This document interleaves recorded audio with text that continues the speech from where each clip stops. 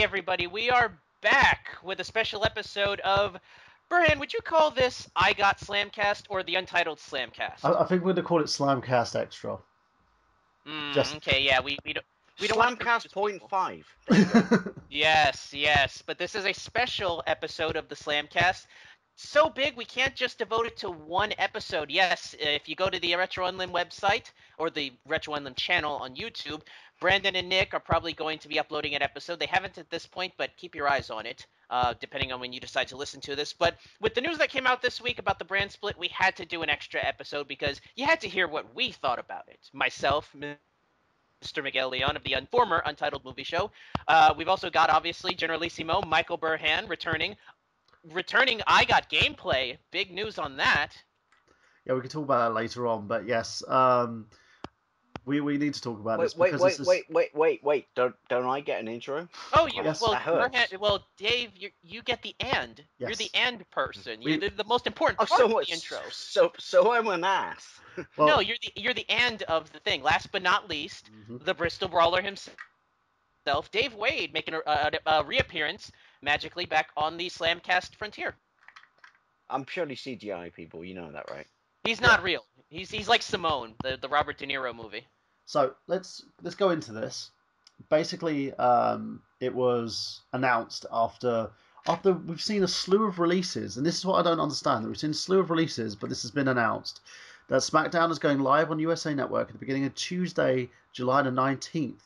But not just that, folks. What else has been announced with this is they've basically stated that upon that, or on top of that, we have a brand split happening. So Smackdown is going to have its own brand, its own titles, and we are basically going to have the wrestlers split down the middle, the very big, depthly roster split down the middle, so that we have 2 shows, 2 tours, and on top of that, we're going to have the third brand in NXT touring with them.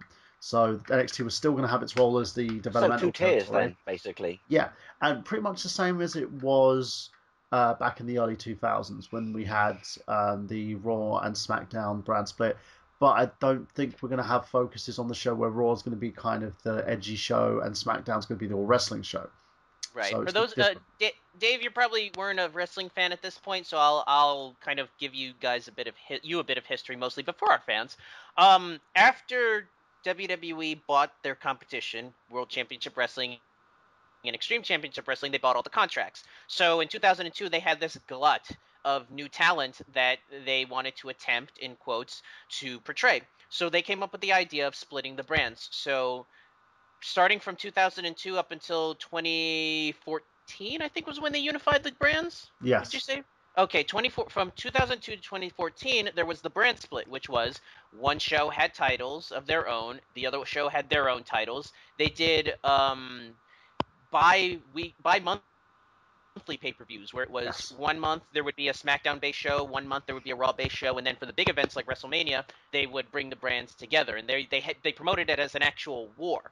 And it gave time to also split storylines up so that you had enough time to progress a storyline organically, then actually focusing on quick matches and quick turnaround in terms of who's in the main event. Mm-hmm. And it really helped elevate talent because you had a lot of talent depth that came out of this as well. John Cena, Batista. You had like Evolution, Randy Orton came out of it as well. You had guys like Brock Lesnar who thrived in the brand extension. Kurt Angle won numerous world championships, which he probably never would if they consisted of one roster. Right. So hang on, one quick question, because like Miguel said, it's before my time. You guys got me into wrestling, but this is before my time. But which people jump ship? Basically, what they would do, they would have a brand draft. So At the end of every year after WrestleMania, the Raw next night would be a brand draft, so they can draft. Oh no. That's not what I mean. We're like, name the people who actually jump ship to To WWE. Yeah. Oh, WWF, as we say okay. back then. At the time, you had guys like, for instance, Booker T, Diamond Hulk Dallas Hogan. Page, the NWO, the full NWO, most of the cruiserweight division, like Billy Kidman, Shane Helms. Shawn Michaels. No, well, yeah, Shawn Michaels back at that time. He had his back injury. And knowing that it was under, it was under the wing of WWE at this point, but was there like some sort of backlash or negativity towards the individuals? There was a lot of competition that was going on inside the company. What happened was the guys who weren't part of the WWE at the time, like the guys from ECW, they didn't get like a rough time, but they got an easier time than the guys from WCW because they were from the competition that tried to put them out of business. The locker room didn't really treat them very well. But these guys, there was a lot of guys who kind of stood out from that anyway. You had a guy like Buff Bagwell, who me and Miguel used to think was the next big thing in WCW, then came into WWE, and you find out that he's terrible. And a lot of other talent that's come through. The thing is, I think what was the biggest letdown of that brand split, in my opinion, was Raw started pillaging all the guys from SmackDown, who Paul Heyman called like the SmackDown Six, I believe, like guys like Edge. Right. And that is something important that I want to bring up is the fact that at the time the brands were separate because you had two different people running it, two very different people. On Raw, the head of creative was obviously Stephanie McMahon. She had just gotten into power. And on the SmackDown side, you had Paul Heyman, who ran ECW. That, I think, is what really pushed the success, is the brands actually had differences. They were flavored differently. You had two different minds running both sides. What ended up killing the brands, unfortunately, were obviously Burhan mentioned the fact that they kept picking off the top talent and not reciprocating. A lot of the big guys, they were taking all the big name stars and bringing them over to Raw, but they weren't taking big names from Raw and bringing them over to SmackDown. So there was that, and even then, and I'll talk about this later on. One of the big problems is that even when they would bring guys over from SmackDown, they would job them out. I mean, how many times did we see during that period in 2012 when they had Super Raw and Super SmackDown, where they would just have the guys that were the champs over there just beaten? They were jokes. So it's almost like, I don't mean to say this again, like like cliche, but it's almost like football, which is competition is great because it makes you raise your A game. Mm-hmm. When you don't have something to compete against, then you just slack. Well, here's the big thing as well. When Raw, one of the reasons why Raw was doing so badly against SmackDown when Heyman was running it, you had Triple H's title run, which was considered one of the worst runs in the World Heavyweight Championships history. To put that into perspective, imagine if Roman Reigns was actually a heel. It would pretty much mirror exactly what they're currently doing with his title run. Yeah. They're giving him great workers to work with who always come up short. But I think with him and AJ Styles, he didn't destroy AJ. Shenanigans happened that cost AJ his opportunity at the championship. So I sat there and I looked at it and I went, okay, at least he remained credible, but Roman looked strong out of this. By shenanigans, you mean, interference. Shit, right? Yeah, interference. Basically, the Usos and the club came out and basically fought at ringside. AJ nearly beat Roman, and then because of all this interference, it kind of interfered with what was going on. Roman speared AJ Styles, 1, 2, 3. Roman wins, LOL. But I think one of the reasons why Vince is doing this brand split, a lot of it is because of the tension backstage. Like, you had great guys like Cody Rhodes, who was the reason why Rhodes left was because he was frustrated. So he's essentially separating kids like in a playground. In a sense, but I think he's creating more opportunity because they do have a lot of stars who I believe, like AJ Styles should have been world champion from the get-go. The guy's got a lot of heat behind him in terms of being a breakout star. He's sold out in terms of merchandise. He's a guy that should be a world heavyweight champion. Again, you've got a guy like Zack Ryder, who again, and I'm going to say this, I know it's going to be an unpopular opinion because a lot of people disagree with me, who, if you heard the pop he got at WrestleMania for winning the Intercontinental Championship, he again is a guy who should be a major player in the world title scene. He should not be jobbing to people. You've got like right. I'm gonna say this though. yeah. I'm gonna kind of cut you off a bit. The reason that I've honestly heard why they're doing the brand split, and I agree with your theory, and I think it's a good theory, but from what I've heard and what I've read, the reason is because when USA bought up the rights to SmackDown from Sci-Fi Channel, when they decided to move it over, they thought wait. Back up 1 second. The Sci-Fi Channel had the rights? Yeah, yes, but it's the same company, NBC Universal. Yeah, it's all the same umbrella, but what happened was when they got the rights back from the CW, who had it for a while, they didn't have a channel to put it on because USA wasn't going to take it because they had Raw. So the only other channel that was under the NBC Universal umbrella that was willing to they had a slot for was Sci-Fi. So there was a couple of years where SmackDown was on the Sci-Fi channel on Fridays. Yeah.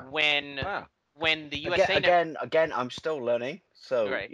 but that's like, wow, I did that just boggles the mind. Like, yeah, really? yeah, Sci-fi? I completely understand and I agree with you. But what happened was, recently the USA Network took on SmackDown because they wanted to fill up more time for WWE on the USA Network, and basically what happened was when they decided to bring them on Thursdays, which a lot of people thought were going to raise the ratings, didn't quite do that, and they're losing out. Reason. It's basically treated as a filler show.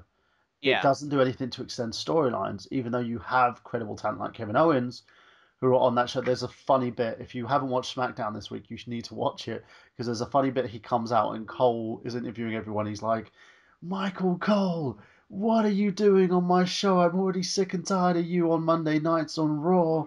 I came here to get away from you, and there you are. And he does this whole bit, and he's like, "Get out of my ring! Just go now, Michael. I mean it." And he starts like stomping down the ring, and Cole just like belts it out the ring. It's things like that. That's funny, and despite the way they may present it, I've got a little article here which says from Steve Austin. Basically made his comments on it, and he says they need to make it an even show. This is what the problem was. SmackDown was murdering Raw last time, and the person who destroyed the brand split, in my honest opinion, was Vincent K. McMahon. He got angry because Raw was getting beaten by SmackDown, even though he said there should be spirited competition. But because SmackDown, even though they were pillaging a ton of main event talent from SmackDown, it was beating Raw because Paul Heyman knows how to create stars.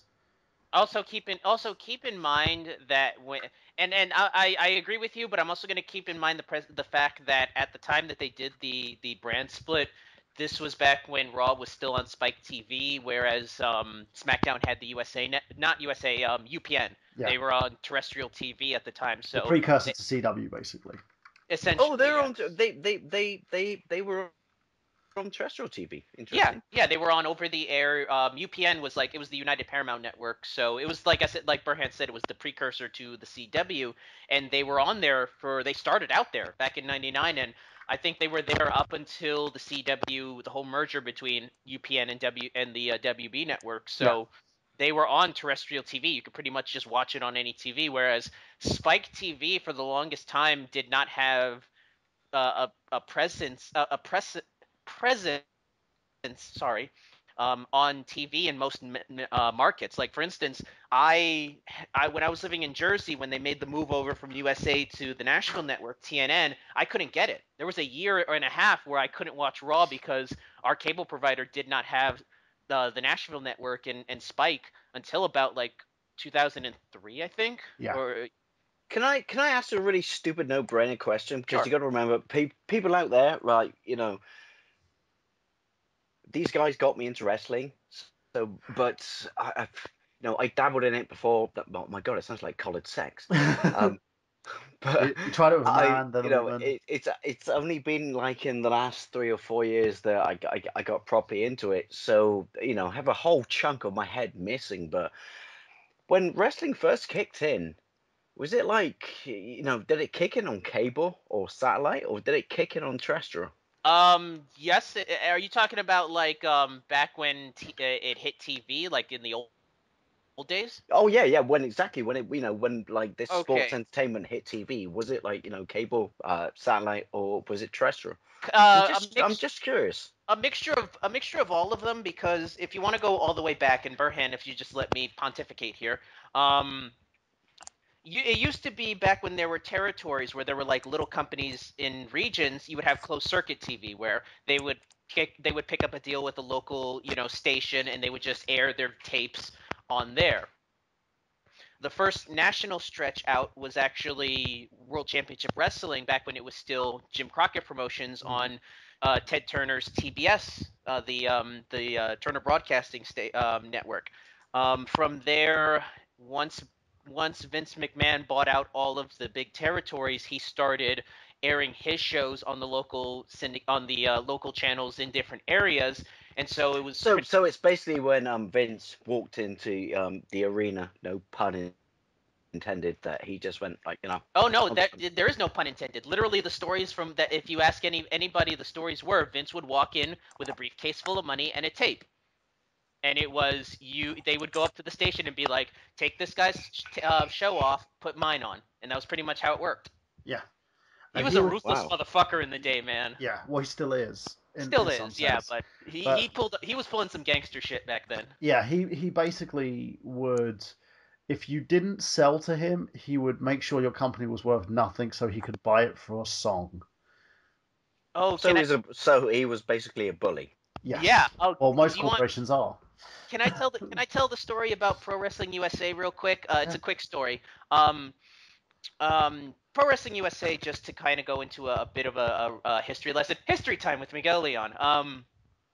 There was a period in the early '80s where a bunch of like the local promotions wanted to get together to make a big, multi group, like almost like the National Wrestling Alliance almost. It was Pro Wrestling USA, and there's one great story where Vern Gagne, who owned the American Wrestling Association, he's in the meeting with a bunch of these other company members, and his secretary comes in and he's like, "I've got a call from our affiliate in LA. Vince McMahon wants to offer them $20,000 to pull your tapes off of the air." And he's like, "Tell them we'll pay them 25,000 if they just promise us not to."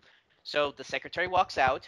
5 minutes later, comes back in. Vince is offering them 35,000, and so the other owners are just looking at him like this motherfucker's trying to put you out of business. And he's like, offer them $50,000, and then um she went back, and then she came back and said, all right, they said that they said that they won't take you off the air for 50,000.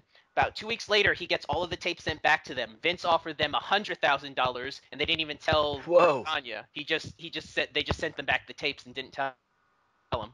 Wow, freedom is cheap. Yeah, well, this was back in the '80s when they deregulated TV. So essentially, you could just walk into a station and go, "Here's a tape, here's a check, take this show off the air, and we'll pay you the dividends." And that's pretty much how Vince bought out his competition. Do you want to hear something really bad? And this is probably going to end up in the pound bin at some point.